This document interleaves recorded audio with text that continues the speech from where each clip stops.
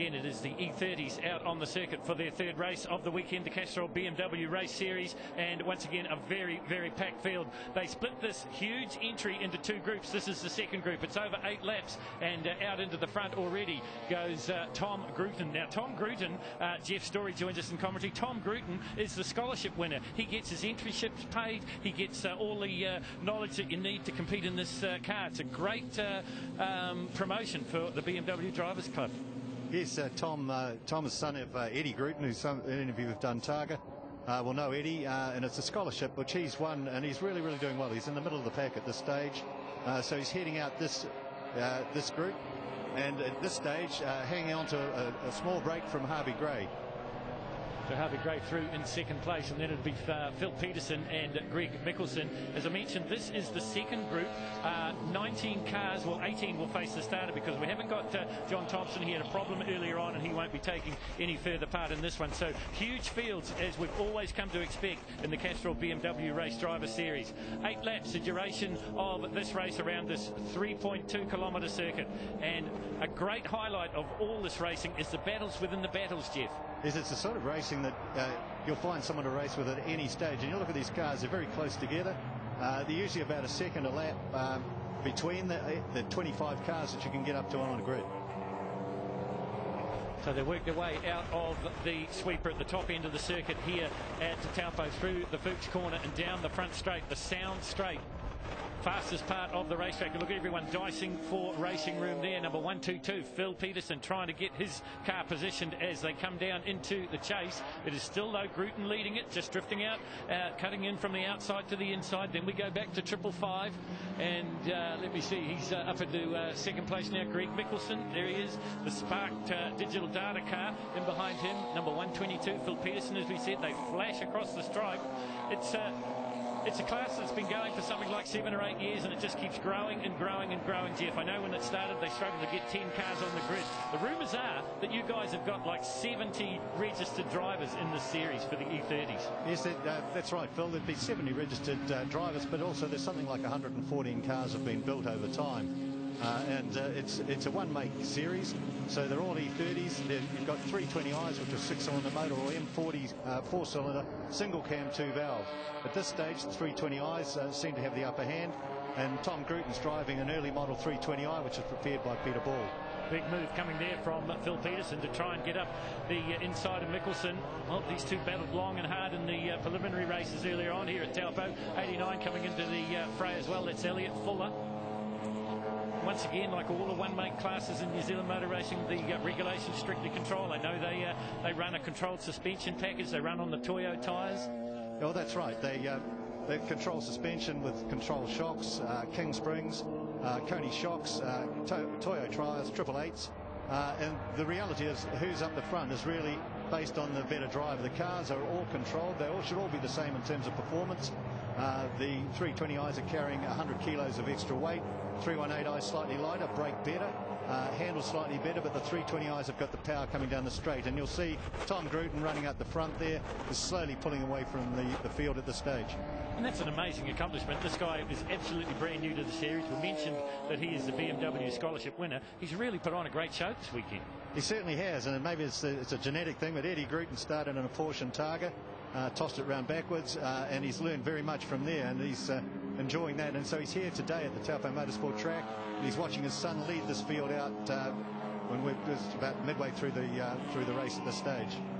So it is number 122, Phil Peterson in second place, Mickelson in third. They've been virtually swapping paint for the 3 laps so far.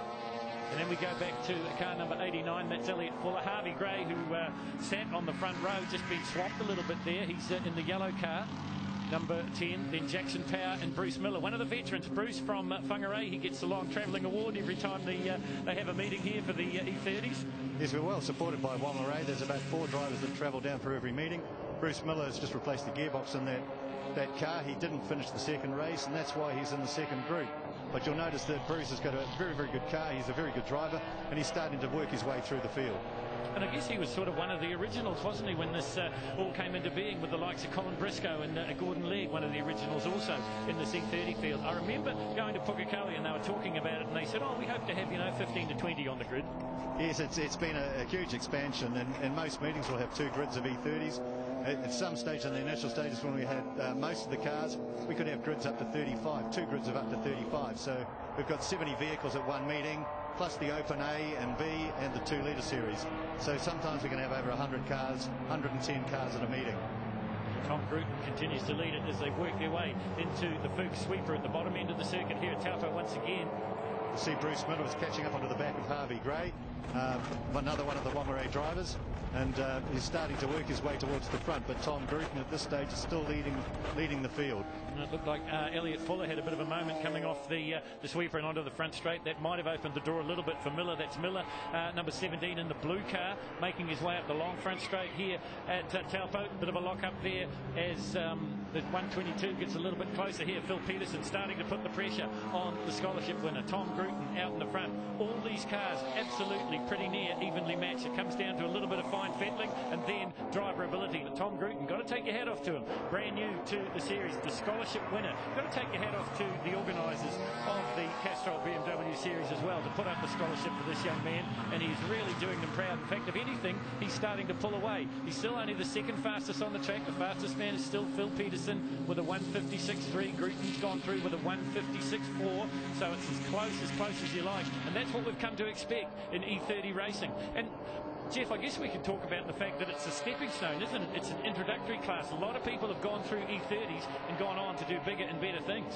Yes, well, the BMW series in itself has a stepping stone out of the E30 series into the Open 2-litre, which is pretty much unrestricted. You can re-engine an E30 with a twin-cam 4-valve motor or a 6-cylinder motor, modify them and run at 1040 kg, and that's the next step up. And then beyond that, you've got groups A and B, which are pretty much open slather. In addition to that, of course, there's other areas of motorsport. So this is a very, very good grounding. It's called budget motorsport, although I guess no motorsport is particularly budget. That's so true, because Peterson just made a little bit of mistake there, and I think that's allowed the 555 to go through. Greg Mickelson, you saw the cone probably in the edge of the shot there, just getting displaced as they came past the clubhouse at Taupo into the big sweeper. They come once again, Harvey Gray and Bruce Miller trading a little bit of paint and position as they work their way out of the sweeper. Down the front straight they come once again. Tom Grooten, he started off the front row, and that's where he stayed. He's out in the front here in the E30s. Group 2 still to come, Group 1, and that the quicker section of the E30s, isn't it? So we look forward to that. But at the moment, all the glory going to car number 80. Grooten leads it. Wipers on. You picked it absolutely dead right, Jeff Story. Maybe a little bit of participation coming down. Coming down the chase, back along the pit straight. You've got Jackson Power, who entered his first Targo this year and found himself down a bank. So a bit of a learning curve, and he's certainly doing well at the moment. He's running at about 6th or 7th. Into turn 1 they go once again, the Hancock turn. This is action further down through the field. Number 616 Graham Linton, and behind him Greg Dutton. 101 Richard Batchel there as well. Richard Batchel in the it's a 320i, the red and black vehicle, 101. Richard's currently building an M3 as his next car, and that car's for sale. So we're just past three-quarter distance here in the E30s here at Taupo. It's part of the Rush Security Taupo 400, part of the support package. This battle on your screen at the moment is for 8th, 9th and 10th place. As we said, battles within battles. Front group still a little ways up the racetrack. We go back to the leaders now. Once again, you see the telltale signs of the wipers. Greg Mickelson up into 2nd place now. Can he put some pressure on Tom Grooten as the laps wind down? Yes, he's certainly closing up on a little bit. It's interesting, you said a race within a race. We've got 318Is, which are a 4-cylinder motor, and we've got 320Is. With Greg Mickelson diving down the inside of Tom Grooten hanging tough. We just runs it a little bit wide, and that's the opening that Mickelson was looking for. Now it becomes a straight-out drag race. We talk about parity in New Zealand motor racing. We certainly talk about it in the E30s. I said there's fine fettling allowed. Look at this. Door handle to door handle, mirror to mirror. Who's got the track position? Who's going to go to the brakes first? The scholarship winner, the rookie on the outside. On the inside, Greg Mickelson. Mickelson's got track position, but who's got the bravery pills on today? It's going to be Mickelson. Lead them into the chase. Grooten through in 2nd place. we go back to Peterson by the look of it. Fuller in there as well, another gentle lock-up from him. So the drive out into the main straight is particularly critical, and Greg Mickelson took the inside line and Tom Gruden was a little bit wider, and that's led to the change in position. He's certainly not giving up. Oh, there's a little bit of contact. Well, they say Rubbin's racing as we get into 7 of 8. We've got to be aware of that, though. I know they have shortened these races in the past, so maybe these guys are running to the flag. We'll get it checked for you. At the moment, the scholarship winner sits in second place, but he is not content to be there. He's trying left, he's trying right to get around Greg Mickelson, but he just can't quite get the job done. This is a real indication of parity. If you look at the two cars, they both handle the same. They both got the same motors in these two cars, and there's nothing between the cars. It just comes down to driver ability. And a great dive down the inside by Tom Gruden. He's certainly not giving up at any stage.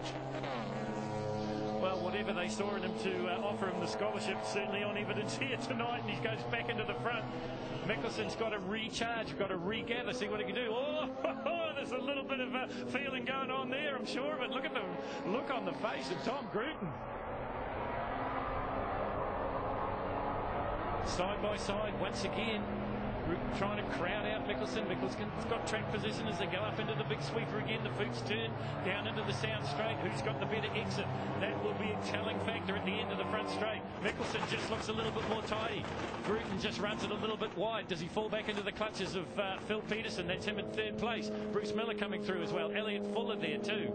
Rain starts to pitter-patter down here at Taupo as we get to the closing stages of this. A very exciting Group 2 E30 race in the Castrol BMW Race Driver Series. Into the chase for the last time. Elliott Fuller locks it up again.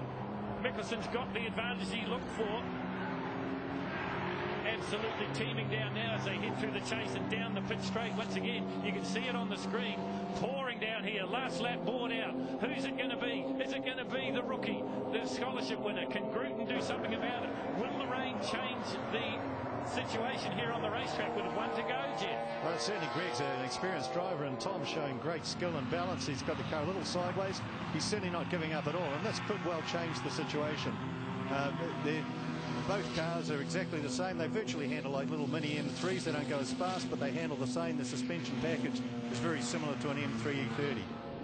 Well, it is getting very, very slippery out on the circuit here at Taupo, and it's getting interesting. These guys running to the checkered flag, remember. Greg Mickelson started off row 2, second row on the inside. The scholarship winner started off pole position, Tom Gruden. Tom Gruden sits in second. Wipers full on now. They work through the infield here at Taupo. I wouldn't say they're tiptoeing, but the lap times have come down just a fraction. Yeah, they're running the Toyo 888 tyres, which are a controlled tyre that they all run. They are particularly good, but these guys are probably set up for dry conditions, so they've probably got tyres certainly up to temperature, but a little harder than they want to have them. And that will affect the handling. But Tom Gruden's not giving it up at all coming up towards the old clubhouse corner. Well, he's going to run out of opportunity soon if he doesn't do something, and I think he might have heard us because he's going to go around the long way. He's certainly going to try to around the Fuchs turn. Doesn't work for him, and if anything, he pays the price, and that allows Mickelson just to squeak out a bit of an advantage. Good exit speed, though, from Gruden. Good, too, with Phil Peterson and Elliott Fuller. The battle for the minor placing is on for young and old as well. Once again, Gruden trying to draw level with Mickelson. This time, he's got to make the pass stick, or he's going to get the silver, not the gold. Halfway down this long front straight here at Taupo. Remember the checkered flag at the end of this lap. Who's it going to be? Mickelson pours it into the chase first. There's nothing Gruden can do about it. He tries as hard as he can, but maybe he's going to be content for second. Mickelson just runs a little bit wide in the second corner of the chase. It's going to be a drag race right through to the finish line, but it's going to be Mickelson from second row on the grid. The checkered flag will fall. Tom Gruden will go through in second place, and then it will be Phil Peterson. Bruce Miller looks like he's got up for fourth, and then behind him Jackson Power and Harvey Gray. Well, Jeff, we said exciting stuff in the E30s. They've done it for year upon year upon year, but what a drive from the scholarship winner to finish in second place. So if we have a look at the results for the E30 Group 2, it is Greg Mickelson getting the win from the scholarship winner, Tom Gruden. Even though I came second and I didn't win that little race that Greg and I had, it was a hell of a good time. Oh, look, it was fantastic to see him out there, really mixing up now. This is the second time through. And look, it's super close. We've got two different cars. He's got a 320, which is a 6-cylinder, has a bit more horsepower, but understeers a bit more. I've got a 318, and the 318s handle a bit better, but don't have the power. So you're taking different approaches into corners every time. So, you know, it's a bit of a cat and mouse game, which makes it much more fun when you're out there.